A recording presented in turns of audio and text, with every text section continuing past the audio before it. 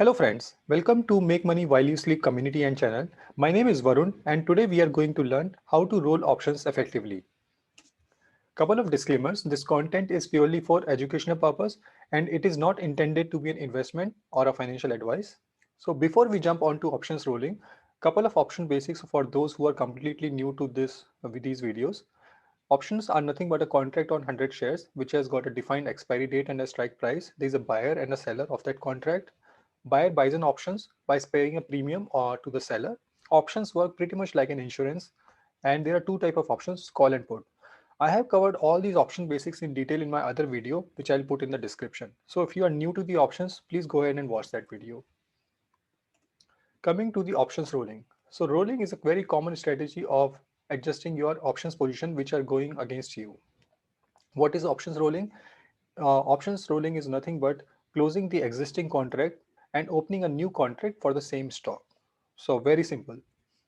And there are a couple of ways you can option roll options. You can open a new contract with the same strike, which was same as the previous option position.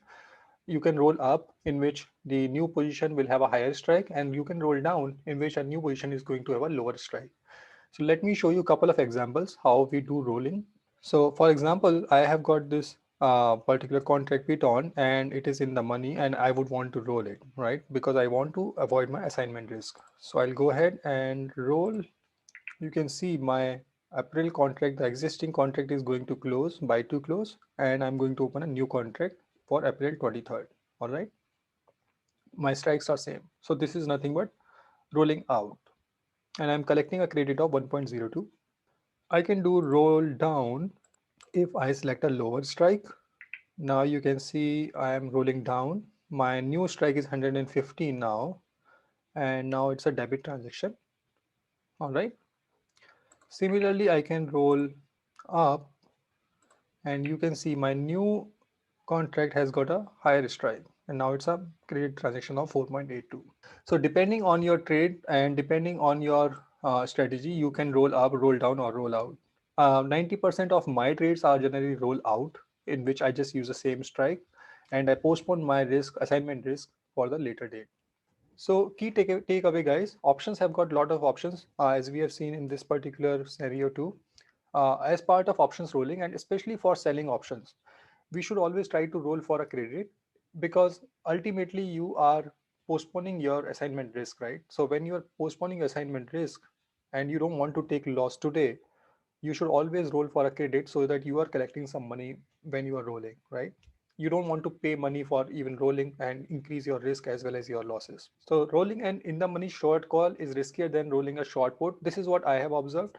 I don't I don't recommend rolling a short call often.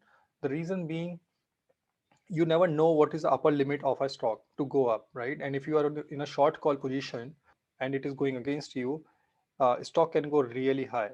So you have to be much more sure of rolling a short call because stock can go further high and higher, and there is no limit of stock going further high, right?